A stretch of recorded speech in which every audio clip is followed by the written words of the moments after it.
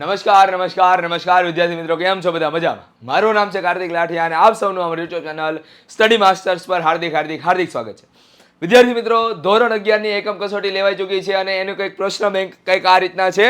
તો હવે આપણે આ પ્રશ્ન બેંકનું સોલ્યુશન કરવાનું છે અને સાથે સાથે તમારા ડાઉટ પણ સોલ્વ કરવાના છે કે સર આના આન્સર શું આવશે.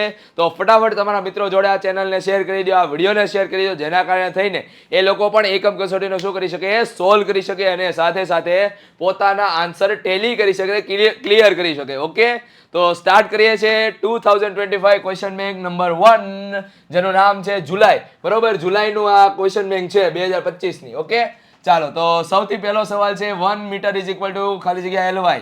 તો એક વસ્તુ તમારે યાદ રાખવાની છે કે 1 LY બરાબર 9.46 into 10⁻15 મીટર થાય. તો આના વ્યસ્ત કરો તો શું આવશે? તો કે 1/9 ગુણ્યા 10⁻15 ઘાત.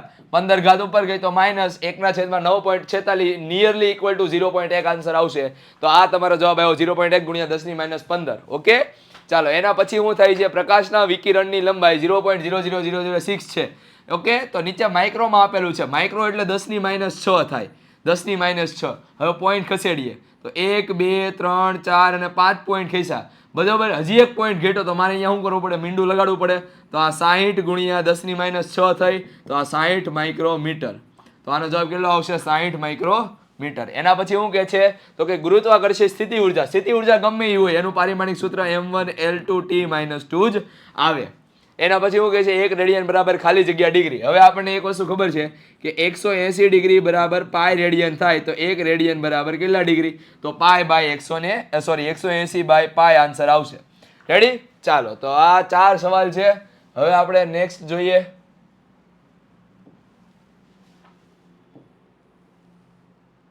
ઓકે, હવે આપણને શું કીધું છે? તો કે ભાઈ 100 ml બીકરનો આંતરિક વ્યાસ માપવા માટે નીચેના પૈકી કયું સાધન વાપરવું જોઈએ? તો જો વર્નિયર કેલિપર સૌથી બેસ્ટ રહેશે, એટલે વર્નિયર કેલિપર્સ વાપરવું જોઈએ. મીટર પટ્ટી પણ વાપરી શકાય પણ એ એક્યુરેટ રિઝલ્ટ નહીં આપે વર્નિયર કેલિપર જેટલું. બરોબર. એના પછી સ્ક્રૂ ગેજ છે એ પાતળા તારને એના માટે વપરાય, તો એ પણ આંતરિક વ્યાસ નહીં માપે. અને સ્પેરોમીટર તો વક્રતા માપવા માટે છે, એટલે એ પણ વ્યાસ માપશે નહીં. એના પછી શું કહે છે? સ્ક્રૂ ગેજની લંબાશ LC આપેલા છે 0.01 મિલીમીટર અને વર્તુળાકાર સ્કેલ ઉપર કાપા આપેલા છે 50. કાપા કેટલા આપ્યા છે?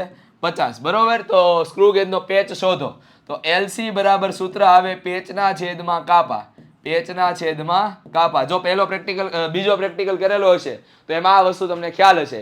LC બરાબર શું આવશે? પેચના છેદમાં કાપા. રેડી? ચાલો, તો અહીંયા શું થયું? તો કે અહીંયા આવશે પેચ બરાબર LC એટલે કે 0.01 ગુણ્યા 50. તો કેટલો આન્સર આવે? 0.5 મિલીમીટર. 0.5 મિલીમીટર. તો આનો આન્સર કેટલો આવશે? 0.5 મિલીમીટર. પેચ અંતર કેટલું આવશે? 0.5 મિલીમીટર. ક્લિયર? ચાલો, એના પછી શું કહીએ? એના પછી એમ આપેલું છે કે વર્નિયર કેલિપર્સનો મુખ્ય માપ પટ્ટી પર n વિભાગો છે. બરોબર, n વિભાગો પર સેન્ટીમીટર છે. મતલબ કે 1 સેન્ટીમીટરમાં કેટલા વિભાગ છે? n વિભાગ છે. બરોબર, અને વર્નિયર સ્કેલનો કેટલામો કાપો મેચ થાય છે? તો કે ભાઈ n મો કાપો મેચ થાય છે. n-1 નો, સોરી, કેટલામો? n-1 મો કાપો મેચ થાય છે. તો વર્નિયર કેલિપર્સની લઘુત્તમ માપ શક્તિ શોધો. પહેલી વસ્તુ તો એ સમજો કે ભાઈ માનો કે મારી પાસે એક સ્કેલ છે, 1 સેન્ટીમીટરની અંદર 10 કાપા હોય તો એક નાનામાં નાના કાપાનું મૂલ્ય કેટલું થાય? તો કે ભાઈ 0.1. તો સેમ ટુ સેમ અહીંયા 1 સેન્ટીમીટરની અંદર n કાપા છે, તો મુખ્ય સ્કેલ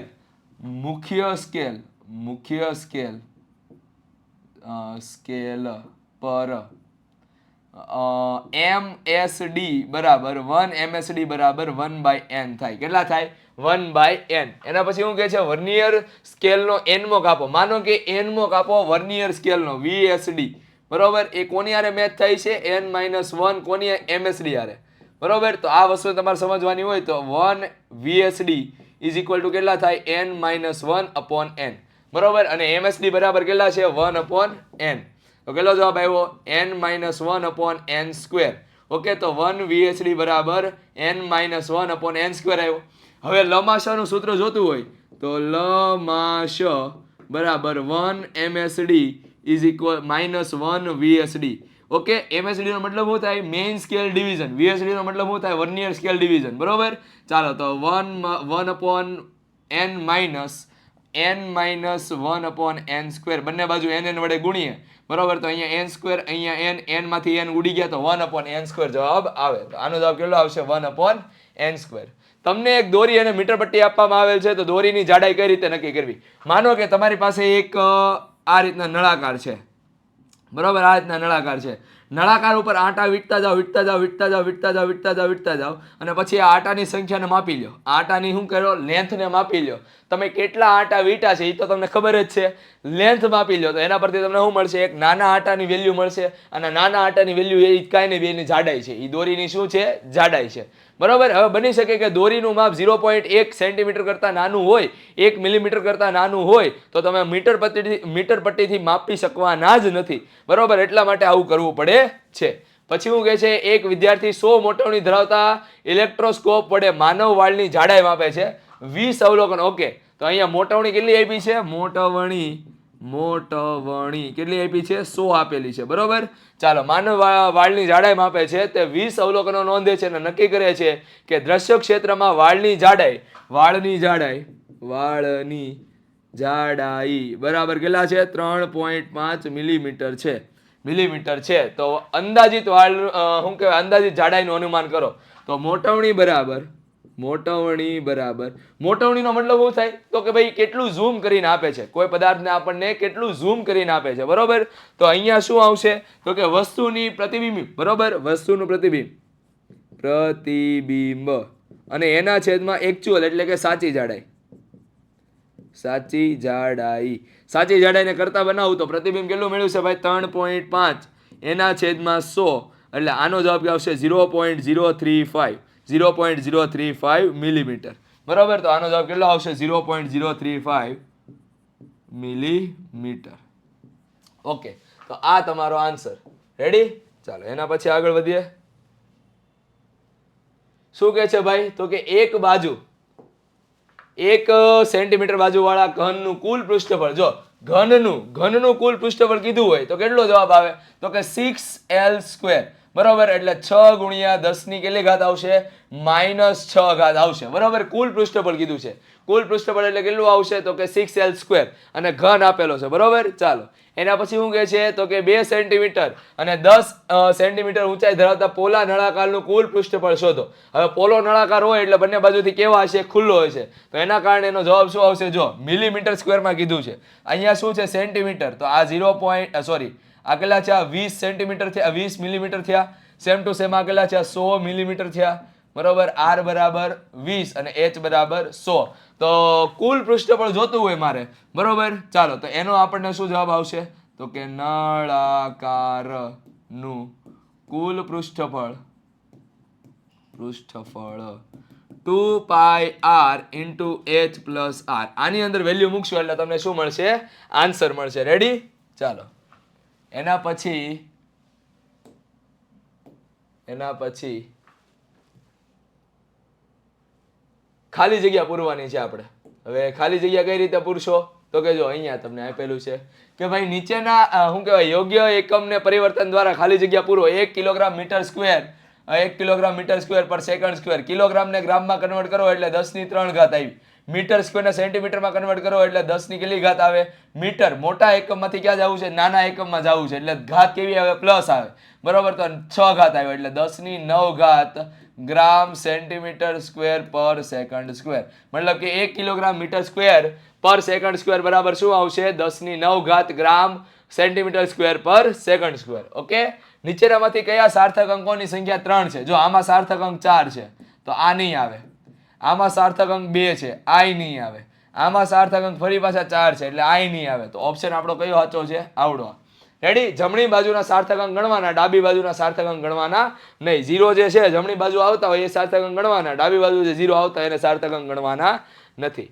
ચાલો એના પછી શું કહે છે? તો કે 3 સંખ્યા સુધી રાઉન્ડ ઓફ કરો. તો જો 3 સંખ્યા ક્યાં આવે? 9.88. તો 9.88 લખી નાખ્યા. એના પછી 5 અને 3 છે. તો 3 જો 3 5 કરતા કેવો છે? નાનો.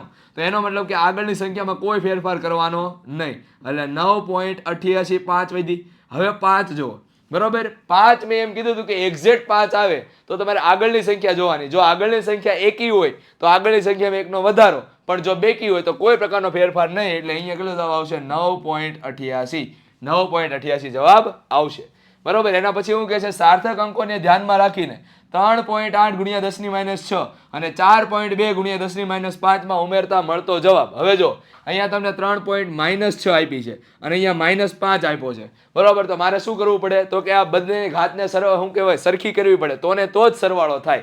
બરોબર. તો અહીંયા જો 3.8 ગુણ્યા 10 - 6, અહીંયા અમારે કન્વર્ટ કરવું હોય તો 0.42 ગુણ્યા 10 - 6 થઈ ગઈ. હવે બંનેનો શું કરો, સરવાળો કરો, એટલે 3.8 પ્લસ 0.42. બરોબર. તો અહીંયા તો બગડો એમનામ આવશે, 12 ની વધી પડી 1, તો અહીંયા કેટલો જવાબ આવ્યો 4.22 ગુણ્યા 10 - 6. પણ હવે સાર્થક અંકોને ધ્યાનમાં લેવાનો છે.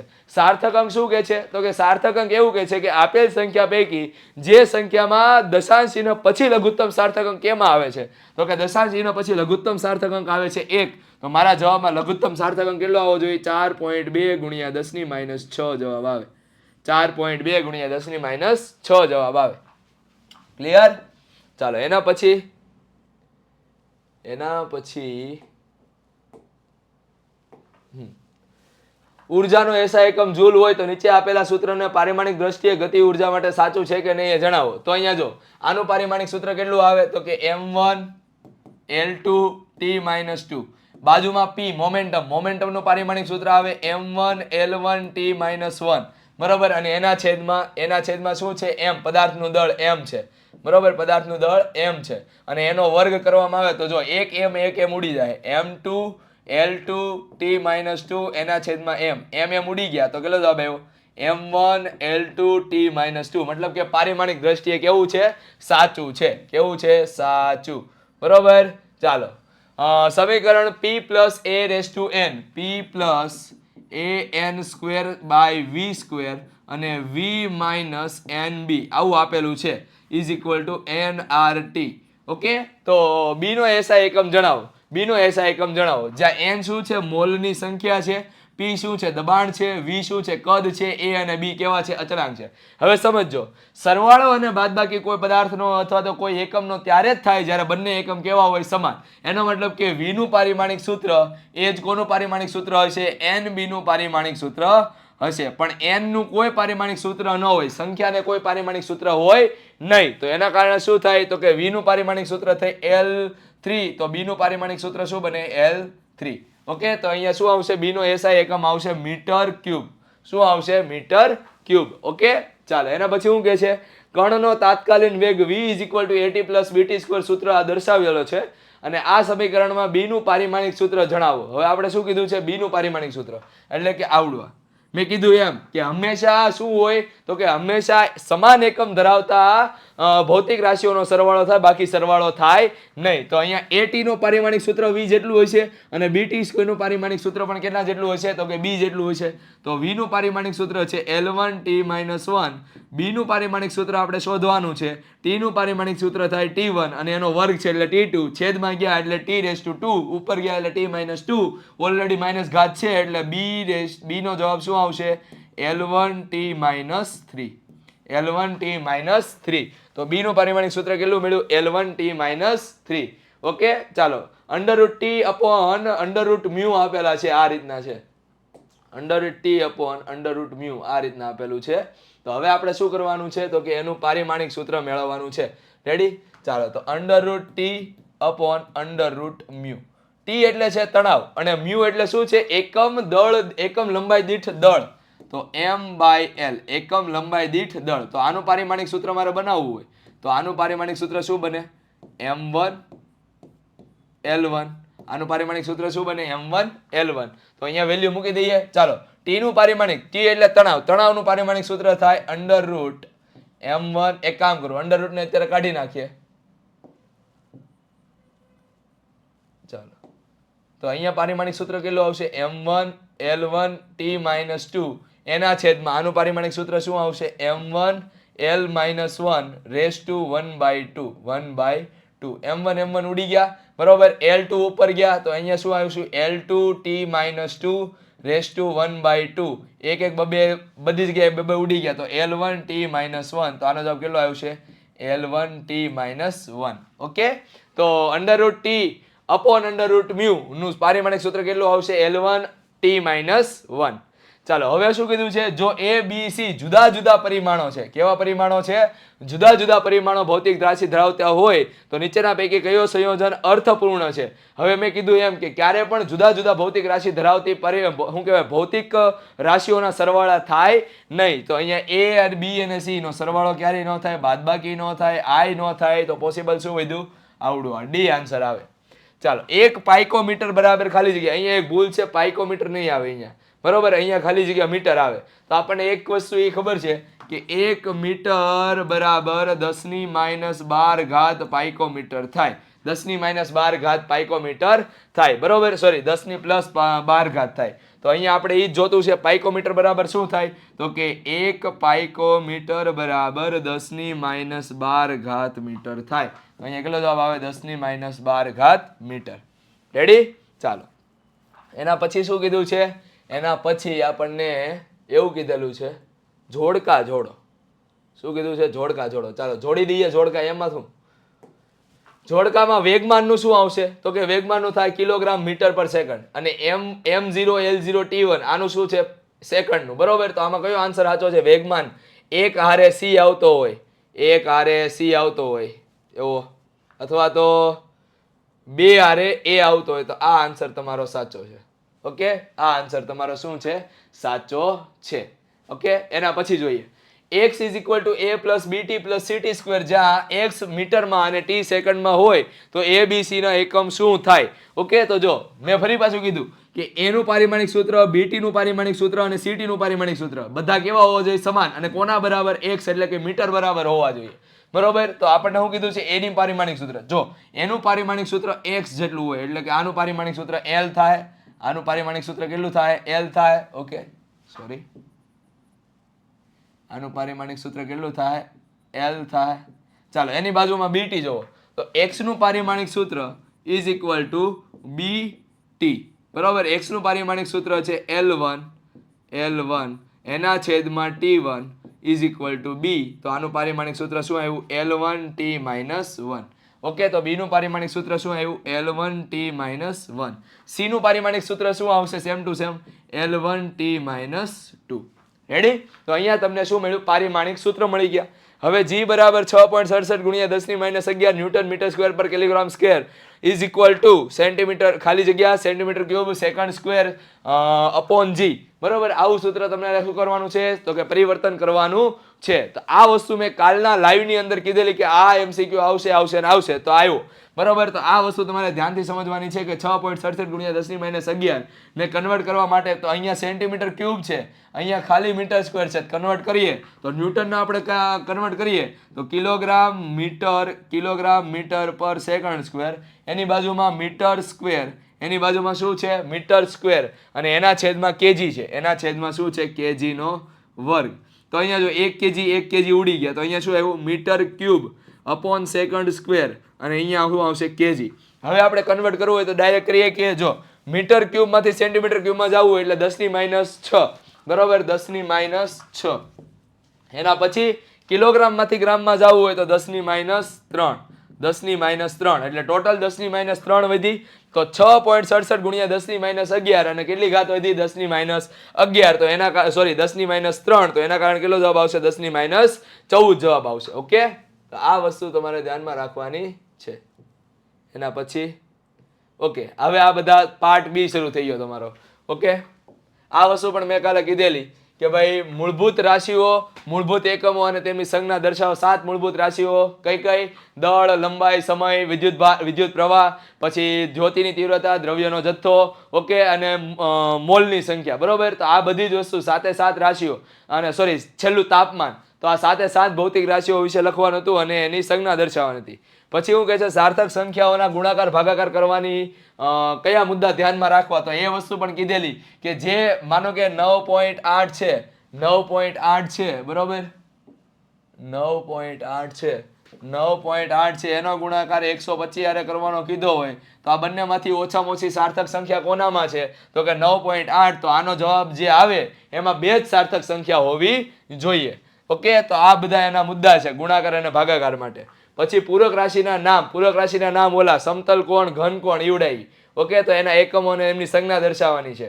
કોઈ ઘનની બધી જ બાજુનું માપેલું મૂલ્ય 2.073 મીટર છે તો યોગ્ય સાર્થક અંક સુધી ઘનનું કુલ પૃષ્ઠફળ તથા કદ, તો કુલ પૃષ્ઠફળ મળશે 6l² ની મદદથી અને ઘન મળશે તમને l³ ની મદદથી. બરાબર, ચાલો એના પછી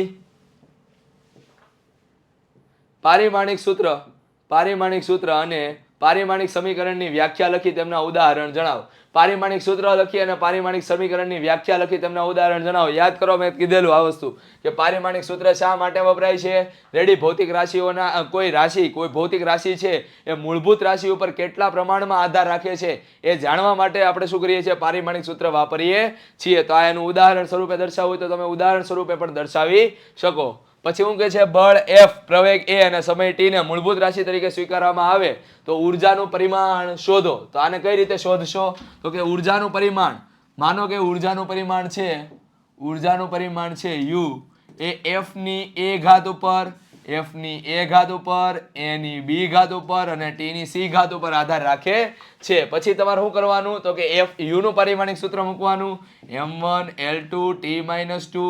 okay, is equal two F નું પારિમાણિક સૂત્ર m1 l1 t-2 a એટલે શું છે, પ્રવેગ, એટલે l1 t-2 b અને છેલ્લે t એટલે સમય t1 c. હવે તમે a b અને c ને શું કરશો, તો કે વેલ્યુ સરખાવી દેશો એટલે આન્સર મળી જશે. ક્લિયર.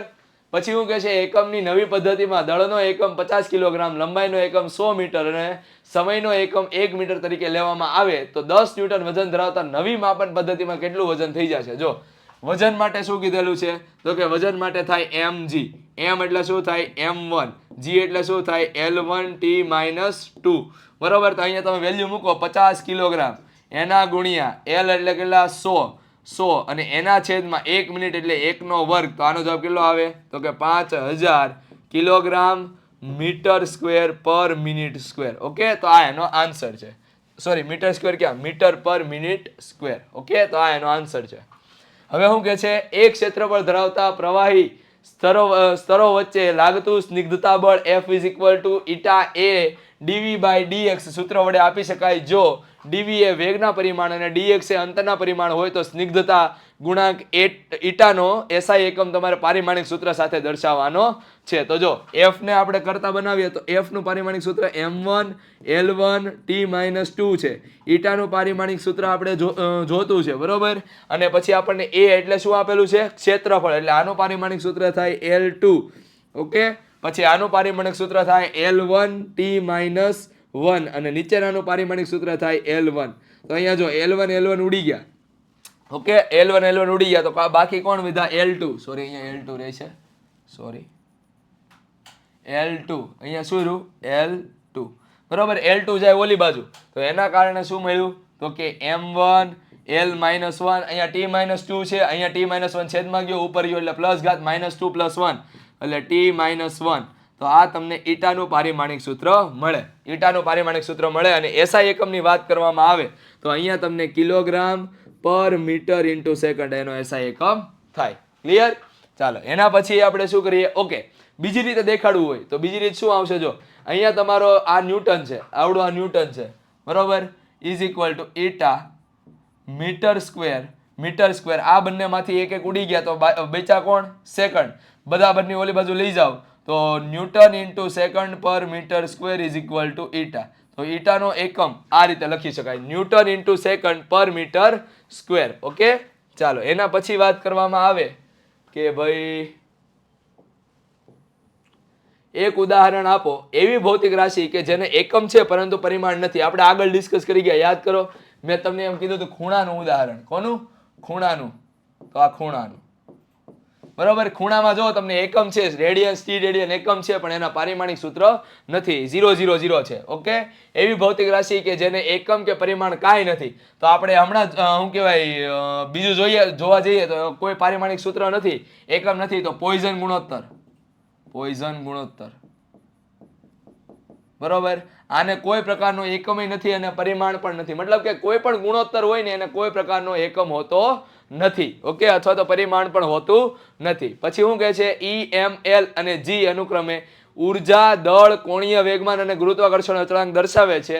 તો E L square by M raise to 5 G સ્ક્વેરના પરિમાણો કઈ રાશિ આપશે? તો હવે જો આપણે ઈ નું પરિમાણ મૂકીએ તો ઈ નું પરિમાણ થાય m1 l2 t - 2. ચાલો, l નું પરિમાણ થાય l1, બરોબર. ઓકે, એની 2 ઘાત કરો એટલે l2 થઈ જાય. પછી m નું પરિમાણ થાય m1, બરોબર. હવે એના પછી શું કહે છે, g નું પરિમાણ ગોતો. તો g બરાબર જો f is equal to g m1 m2 upon r square. તો g નું પરિમાણ જોતું હોય તો આનું પરિમાણ થાય m1 l1 t - 2 is equal to g. m નું પરિમાણ m1, m2 નું પરિમાણ m1 એટલે આ થઈ ગયું m2 upon l2. ઓકે, બરાબરની ઓલી બાજુ જાય તો m1 l3 t raised to -2 upon m શું આવશે તો કે 2. ઓકે, તો અહીંયા g નું પરિમાણ આવ્યું l3 upon m1 t2. Ready? અહીંયા આવશે t2. અહીંયા શું આવશે l3 upon m1 t3. તો આ તમને શું આવ્યું, g નું પરિમાણ મળ્યું. અને એના પરથી તમે અહીંયા વેલ્યુ મૂકશો એટલે તમને શું મળશે, કોઈ એક રાશિ મળશે. પછી f બરાબર g m1 m2 હોય તો પરિમાણ જો આ આપણે હમણાં સાબિત કર્યું એવડું જ છે, બરોબર. એના પછી શું કહે છે, ઝડપ v બરાબર a into 1 - e raised to -b xt માં જો એક સ્થાનાંતર હોય તો b નો એકમ અને પારિમાણિક સૂત્ર શોધો. જો હવે એના માટે હું કહું એમ ફરીથી, અહીંયા શું છે, v ઝડપ છે, બરોબર. અહીંયા શું છે, v ઝડપ છે. તો આ a છે ને એનો એમ્પ્લિટ્યુડ છે. a શું છે, એનો એમ્પ્લિટ્યુડ છે.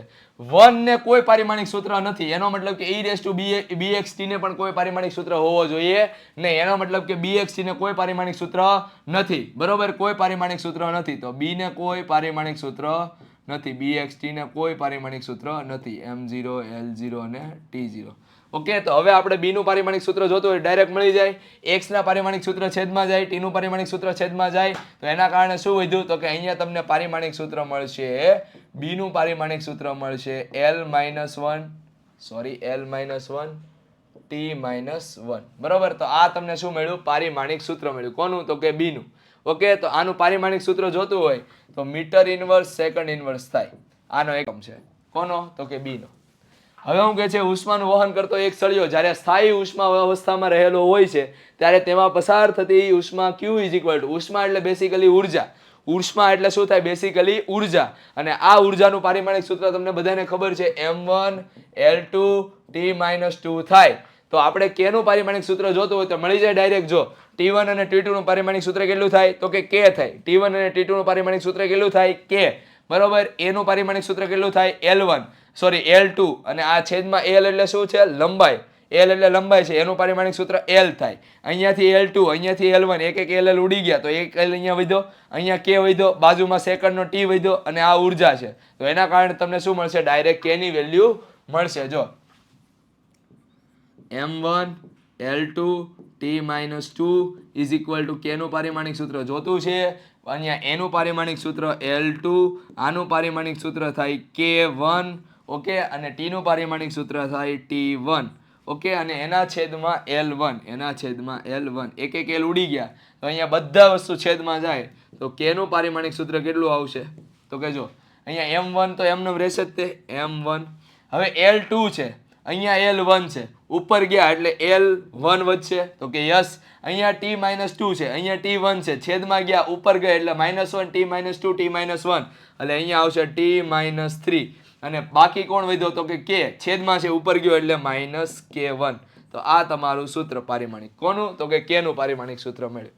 સેમ ટુ સેમ હવે પછીનો જો f is equal to alpha minus t square by beta v square. જે આલ્ફા બાય બીટા ના પરિમાણો કયા હશે તો સમજો. જો આ f છે, આ આલ્ફા છે અને માઇનસ કરીને આવડું આ છે, બરોબર. તો f નું જે પારિમાણિક સૂત્ર હશે એનું એ જ પારિમાણિક સૂત્ર કોનું હશે, આલ્ફાનું. એટલે કે આલ્ફાનું પારિમાણિક સૂત્ર કોના બરાબર હશે, f ના પારિમાણિક સૂત્ર બરાબર હશે. હવે આ t square by beta v square છે એનું પારિમાણિક સૂત્ર પણ કોના બરાબર હોય, f બરાબર હોય. મૂકો t ની વેલ્યુ અને v ની વેલ્યુ. t શું છે તો કે સમય, t શું છે સમય, સમયનું થાય t2, ઉપર છે 2 ઘાત એટલે t2, અને v બરાબર શું થાય તો કે વેગ છે, વેગ એટલે શું આવે L1 t-1, એનો વર્ગ કરો અને જે તમારું કરતો હોય એના પરથી આપણે b મેળવી લ્યો અને પછી આલ્ફા બાય b કરી નાખો એટલે ડાયરેક્ટ તમને શું મળશે, આન્સર મળશે. બરોબર, અથવા તો આ રીતે કરવું હોય તો આ રીતે કરી નાખો. જો alpha by b is equal to, બરોબર, alpha by b is equal to શું થાય, જો અહીંયા b ને કરતા બનાવું તો b બરાબર શું આવે, b બરાબર આવે t square by f v square, t square by f v square. તો અહીંયા શું આવ્યું, f, ઓકે, એના છેદમાં t square by f v square. f ઉપર ગયો તો એના કારણે શું જવાબ મળ્યો, f square v square by T square. Okay, હવે બધાના પારિમાણિક સૂત્ર મૂકશો એટલે ડાયરેક્ટ તમને શું મળશે, આન્સર મળશે. ઓકે, ચાલો એના પછી શું કીધું છે તો કે આપેલ બિંદુ આગળ એકમ ક્ષેત્રફળ દીઠ એકમ સમયમાં પસાર થતી ઉર્જાનું પારિમાણિક સૂત્ર મેળવો. જો સૂત્ર તમારે ધ્યાનથી સમજવું જોઈશે અહીંયા, બરોબર, એકમ સમય અને એકમ ક્ષેત્રફળ દીઠ પસાર થતી ઉર્જાનું પારિમાણિક સૂત્ર મેળવવાનું છે. તો ઉર્જાનું પારિમાણિક સૂત્ર કેટલું આવે ભાઈ, તો કે ઉર્જાનું પારિમાણિક સૂત્ર થાય m1 L2 t-2 એના છેદમાં L2 t-1, sorry t+1, L2 ઉડી ગયા, એક ઘાત ઉપર ગઈ તો m1 L0 t-3 એનો આન્સર આવે. રેડી, m1 L0 t-3 શું આવશે, આન્સર આવશે. સાર્થકાંક નક્કી કરવા માટેના નિયમો, આ વસ્તુ પણ કાલના લાઈવના લેક્ચરની અંદર કીધું હતું કે ભાઈ સાર્થકાંક નક્કી કરવાના નિયમો આવશે. તો આ એના નિયમો છે. કાર્યના MKS પદ્ધતિ અને CGS પદ્ધતિમાં એકમો વચ્ચેનો સંબંધ પારિમાણિક વિશ્લેષણની મદદથી મેળવો. તો જો આ રીતે લખી શકાય એને, જો આ રીતે કાર્યનું પારિમાણિક સૂત્ર MKS માં જોવા જાવ ને તો એનું સૂત્ર થાય 1 m1 L2 t-2. બરોબર, આ શું છે, MKS. જો CGS માં જોવા જાશો, રેડી, તો એમાં જો તમે m ની કેટલી ઘાત છે, 1 ઘાત, મતલબ કે કિલોગ્રામને દળમાં કન્વર્ટ કરશો એટલે કેટલી આવશે તો કે 10^3 ઘાત, બરોબર, m1, બરોબર, 10^3 ઘાત m1. પછી L2 એ મીટરમાં છે, એને સેન્ટીમીટરમાં કન્વર્ટ કરો એટલે કેટલી આવે, 10^4 ઘાત આવે કે ન આવે, 10^4 ઘાત, બરોબર. એ શું થઈ ગયું, L2 થઈ ગયું. આ સેન્ટીમીટરમાં આવ્યું અને સેકન્ડ તો છે જ તે, તો એને આમનામ રહેવા દઈએ. તો આ શું આવ્યું, CGS માં. તો આ 10 ની કેટલી ઘાત આવી, 10^7 ઘાત m1 L2 t-2 શેમાં, CGS માં. તો લખી શકાય કે 1 જૂલ બરાબર 10^7 ઘાત. CGS માં જૂલનો નાનો એકમ થાય અર્ગ, તો અહીંયા તમારો એકમ બને 1 જૂલ બરાબર 10^7 ઘાત અર્ગ. ઓકે, એના પછી શું કહે છે, કાર્યના છેદમાં સ્થાનાંતર. રેડી, તો આ આપણને બળ આપે, કાર્યના છેદમાં સ્થાનાંતર આપણને શું આપે, બળ. m0 L0 t0 મતલબ કે કોઈ એકમ છે જ નહીં. રેડી, તો એ શું આવશે તો કે એ આવશે તમારો કાર્યના છેદમાં ઉર્જા. કોઈ એકમ છે જ નહીં તો કાર્યના છેદમાં ઉર્જા, બરોબર, કારણ કે કાર્ય અને ઉર્જા બંનેના એકમ સેમ જ છે, જૂલ, એટલા માટે m0 L0 t0. અને રેડિયન બરાબર શું આવે, π/180. રેડી, આ દાખલો પણ કાલે કીધો તો લાઈવ લેક્ચરની અંદર કે ભાઈ શું કહેવાય, આ લોલક વાળો દાખલો પૂછાશે અને પૂછાણો, અને આપણા તમારે જો સોલ્વ કરવાનું થાય, રેડી, તો કઈ રીતે સોલ્વ કરશો તો કે t proportional to L, t proportional to G અને t proportional to M. Ready, અને પછી એની a ઘાત, b ઘાત અને c ઘાત કરીને તમે શું કરી શકો છો, જવાબ લાવી શકો છો. એક લંબચોરસ પાતળી તકતીની લંબાઈ, પહોળાઈ અને જાડાઈ. રેડી, આ વસ્તુ પણ કરાવેલી છે. ક્ષેત્રફળ માટે તમારે શું કરવું પડશે તો કે ક્ષેત્રફળ માટે તમારે 2LB + BH + HL આવું કરવું પડશે, અને કદ માટે LBH. ઓકે, તો આ કરવું પડશે. અને તમને જાડાઈ, પહોળાઈ અને શું આપેલી છે, લંબાઈ આપેલી છે.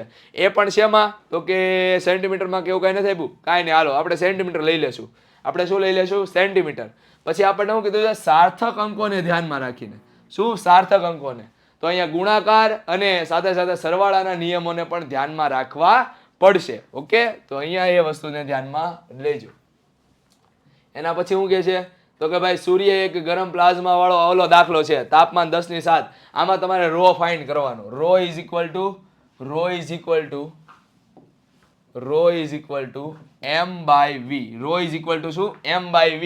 જ્યાં m શું છે તો કે એનું દળ અને v શું છે એનું કદ. તો m/4 4/3πr³. રેડી? આમાં વેલ્યુ મૂકશો એટલે તમને રોની વેલ્યુ મળશે. જો રોની વેલ્યુ તમારી કોઈ વધારે પડતી હાઈ આવશે તો એનો મતલબ કે એ ઘનય નથી, પ્રવાહી નથી અને વાયુ પણ નથી. તો અહીંયા તમારે આ વસ્તુ મળશે. શું કહેવાય કે ભાઈ ઘન, પ્રવાહી અથવા વાયુના ઘનતામાંથી કયા વિસ્તારમાં હોવાનું મનાય છે? તો આ શેમાં આવશે? પ્લાઝમામાં આવશે. ઓકે. પ્રોવિઝનલ સ્ટોરની તુલા વડે મપાયેલ એક શું કહેવાય બોક્સનું દળ આપેલું છે 2.3 કિલોગ્રામ અને એની અંદર 20.15 ગ્રામ અને 20.17 ગ્રામ સોનાના 2 ટુકડા મૂકવામાં આવેલો છે. બરાબર? 1.5 લાખનું સોનું મૂકેલું છે ભાઈ. તો યોગ્ય સાર્થક અંક સુધી બોક્સનું દળ કેટલું હશે એ આપણે શોધવાનું છે અને સાથે સાથે દળનો તફાવત પણ મેળવવાનો છે. તો અહીંયા તમારો શું આવશે? m1 plus small m1 plus small m2. જ્યાં કેપિટલ m1 શું છે? 2.3. સ્મોલ m1 શું છે? તો કે આ 20.15 ને શેમાં કન્વર્ટ કરેલો છે? તો કે આપણે કન્વર્ટ કરેલો છે એને કિલોગ્રામમાં. અને સેમ ટુ સેમ આ m2 એટલે 20.17 કિલોગ્રામ. બરોબર? તો આ બધાનો સરવાળો કરશો એટલે તમને શું મળશે? એક આન્સર મળશે. બરોબર? હવે તમે બીજી રીતે કરવું હોય તો એ રીતે પણ કરી શકો કે આ 2.3 છે ને એને તમે ગ્રામમાં કન્વર્ટ કરી નાખો. 2300 ગ્રામ થઈ ગયું. તો આ રીતે પણ તમે શું કરી શકો છો? આન્સર મેળવી શકો છો. ઓકે. એના પછી શું કહે છે ભાઈ? પાણીની નીચે રહેલી વસ્તુઓને શોધવા માટે તેમજ તેમના સ્થાન નક્કી કરવા માટે સોનાર તરંગો ઉપયોગમાં લેવામાં આવે છે. એક સબમરીન દ્વારા ઉત્પન્ન થતા તરંગો દુશ્મન સબમરીન પરથી પરાવર્તિત થઈને t બરાબર 0.77 સેકન્ડમાં પાછા ફરતા હોય તો તે કેટલી દૂર હશે? અને આપણે એની ઝડપ લેવાની છે v બરાબર 1450 મીટર પર સેકન્ડ. જો તરંગ અહીંયાથી છોડવામાં આવ્યું તો એ આમ જાહે ભટકાઈને ફરી પાછો આવશે. તો કે યસ. તો એ સમય કેટલો લીધો? જો એક સબમરીન દ્વારા ઉત્પન્ન થયા હતા તરંગો દુશ્મન સબમરીન પર પરાવર્તિત થઈને મતલબ કે ટોટલ ટાઈમ લીધેલો છે ને 0.77 સેકન્ડ. મતલબ કે એ પહેલા આમ ગયું પછી આમ આવ્યું અને રિસીવરે રિસીવ કર્યું ત્યાં સુધીમાં 0.77 સેકન્ડ થઈ ગઈ હતી. તો v is equal two 2d/t થાય. 2d/t. હવે ભાગાકારમાં 2 કરશો. કેમ 2 વાર ડિસ્ટન્સ લીધું? એકવાર તરંગને જવા માટે, એકવાર તરંગને ફરી પાછું ફરવા માટે. બરાબર? તો એના માટે 2d લીધું છે અને એ 2d માંથી તમે જો ભાગાકારમાં 2 કરશો તો તમને શું મળશે? દુશ્મન સબમરીન કેટલી દૂર છે એ ખબર પડશે. ઓકે. એના પછી આવડા વસ્તુ આ દાખલો આપણે ચોપડીનો છે. આમાં સૂત્ર આવશે તમારું ક્ષેત્રીય મોટવણી. ક્ષેત્રીય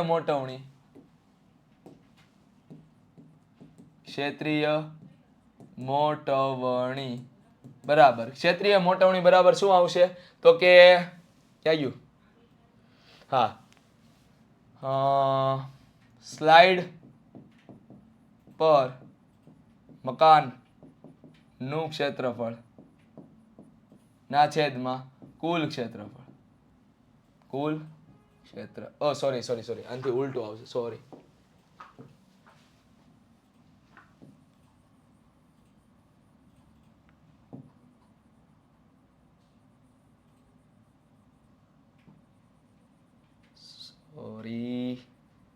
વાર લાગે છે થોડીક. ઓકે, વાંધો નહીં. ચાલો. તો હવે આપણે શું આવશે? તો કે પડદા પર મકાનનું ક્ષેત્રફળ એના છેદમાં સ્લાઇડ પર મકાનનું ક્ષેત્રફળ. બરોબર? ચાલો. તો અહીંયા તમને ક્ષેત્રીય મોટવણી મળશે પણ મને આ પૂછી છે રેખીય મોટવણી. તો રેખીય મોટવણી બરાબર √ ક્ષેત્રીય મોટવણી થાય. ક્ષેત્રીય મોટવણી એટલે તમે પહેલા આનો જવાબ લખશો. એ જવાબને તમે શું કરશો? વર્ગમૂળ કાઢશો તો એ તમને શું મળશે? રેખીય મોટવણી મળશે. પરમાણ્વીય માપક્રમની લંબાઈનો સુવિધાજનક એકમ એંગસ્ટ્રોમ છે અને 1 એંગસ્ટ્રોમ બરાબર 10⁻10 મીટર દ્વારા દર્શાવવામાં આવેલ છે. તો હાઇડ્રોજન પરમાણુનો વિસ્તાર મતલબ કે ત્રિજ્યા આપેલી છે r = 0.5 એંગસ્ટ્રોમ. તો 1 મોલ હાઇડ્રોજન પરમાણુનું આણ્વિક કદ મીટર ક્યુબમાં કેટલા હશે? તો જો 1 મોલની અંદર 6.022 ગુણ્યા 10⁻23 ઘાત હાઇડ્રોજન પરમાણુ હોય. રેડી? અને એક હાઇડ્રોજન પરમાણુનું કદ આવે 4/3πr³. તો એવા 6.022 ગુણ્યા 10⁻23 ઘાત હાઇડ્રોજન પરમાણુનું કદ કેટલું આવે? આ તમે કેલ્ક્યુલેશન કરશો એટલે તમને શું મળશે? ડાયરેક્ટ આન્સર મળી જશે. ક્લિયર? ચાલો. એના પછી શું કહે છે ભાઈ? 1 મોલ આદર્શ વાયુ પ્રમાણભૂત તાપમાને અને દબાણે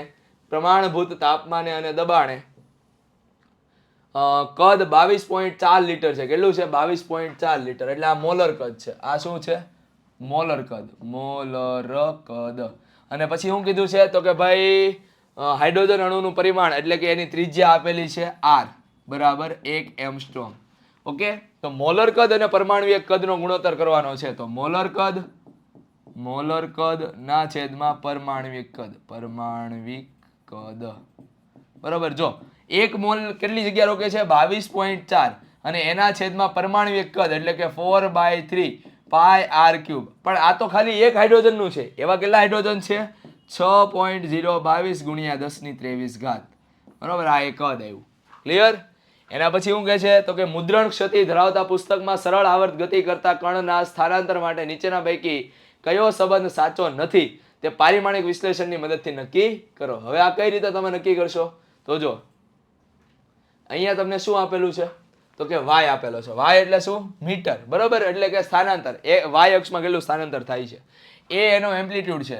સાઇન થીટાને કોઈ પણ પ્રકારનો એકમ હોવો જોઈએ નહીં. કોઈ પણ પ્રકારનો એકમ હોવો જોઈએ નહીં. તો આ t એટલે આવર્તકાળ અને આ t એટલે સમય. બંનેનો એકમ સેકન્ડ છે. તો આ ઉડી જાય. મતલબ કે આ સાચું છે. એના પછીનો જોઈએ a sin vt. તો આ v છે. v એ શું છે? વેગ છે. તો એ શું આવશે? ડિસ્ટન્સ બાય ટાઈમ અને એના ગુણ્યા ટાઈમ ઉડી ગયા પણ હજી ડી વધ્યો. એનો મતલબ કે અહીંયા આ જે છે એ કેવું છે? ખોટું છે. આ સૂત્ર કેવું છે? ખોટું છે. એના પછી ફરી પાછું જો t/a છે.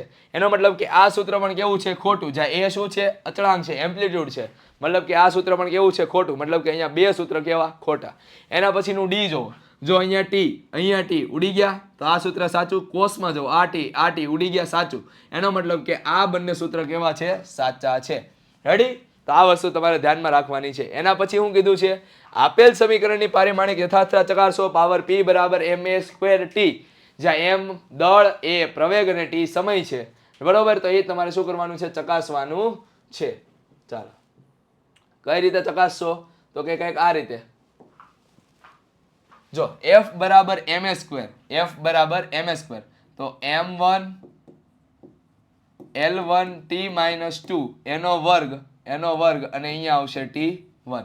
બરાબર, ચાલો હવે આપણે બધાને ભેગા કરી દઈએ. તો m1 L2 t-2 એની 2 ઘાત એટલે t-4 + 1 એટલે t-3 ઘાત. બરોબર, આ આપણું કોનું મળ્યું? આ ma²t નું. હવે આપણે પાવર p નું જોઈએ. તો પાવર p માટે શું આવશે? તો કે પાવર p બરાબર થાય fv. પાવર p બરાબર શું થાય? fv. તો f નું પારિમાણિક સૂત્ર કેટલું આવે? m1 L1 t-2. Ready? v નું પારિમાણિક સૂત્ર શું આવે? L1 t-1. આપણે શું કરીએ? m1 L2 t-3. મતલબ કે આ કેવું છે? સાચું. આ કેવું છે? સાચું. જો અહીંયા m1 L2 t-3 બરોબર, તો કેવું છે? સાચું. એના પછી p બરાબર ρgh, જ્યાં ρ શું છે? દ્રવ્યની ઘનતા, g શું છે? ગુરુત્વ પ્રવેગ અને h શું છે? ઊંચાઈ. તો આપેલ સમીકરણનું પારિમાણિક દ્રષ્ટિએ સાચું છે કે નહીં? તો સેમ ટુ સેમ ઉપરના જેવું થશે. બરોબર, થઈ જશે. ઓકે, એના પછી જોઈએ સ્થિતિ ઉર્જા u બરાબર m⁴ g⁵b અને h⁴c, જ્યાં m બરાબર દળ, g બરાબર ગુરુત્વ પ્રવેગ, h બરાબર ઊંચાઈ હોય તો a b c શોધો. એલા ભાઈ જો u ની વેલ્યુ તમે ડાયરેક્ટ મૂકી દો. m1 L2 t-2. બરાબર, m નું પારિમાણિક સૂત્ર m1⁴a, g નું પારિમાણિક સૂત્ર L1 t-2⁵b, h નું પારિમાણિક સૂત્ર L1⁴c. બરોબર, કમ્પેર કરો m1 ની m ઘાત બરોબર a ઘાત બરોબર L2 ની 2 બરાબર કેટલા આવશે? L2 રેડી 2b અને એના પછી શું આવશે? c. મતલબ કે m⁴ is equal two m⁴a એટલે a બરાબર આવ્યા 1. એના પછી l ની 2 ઘાતને કમ્પેર કરો. L⁴2 is equal two L⁴b plus c. તો અહીંયા b પ્લસ c બરાબર કેટલા આવ્યા? તો કે 2 આવ્યા. b પ્લસ c બરાબર કેટલા આવ્યા? 2 આવ્યા. એના પછી t ની -2 ઘાતને કમ્પેર કરો. તો t⁻² is equal two t⁻²c. તો c બરાબર કેટલા આવ્યા? 1. વેલ્યુ મૂકી દઈએ આની અંદર તો b બરાબર પણ કેટલા આવે? 1. તો અહીંયા શું આપણને મળ્યું? u બરાબર mgh. બરાબર, ચાલો એના પછી શું કહે છે? તો કે ભાઈ નીચેના જે પારિમાણિક સૂત્રો છે, આ 5 માર્ક્સનો સવાલ હવે શરૂ થઈ ગયો. બરોબર,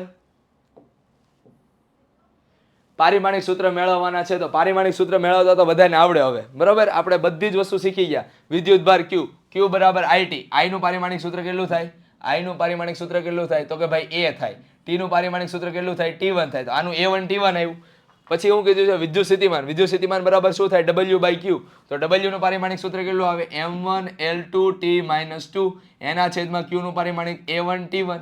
ઓકે, તો આ તમને V મળ્યું. એના પછી કેપેસિટન્સનું સૂત્ર શું છે Q/V.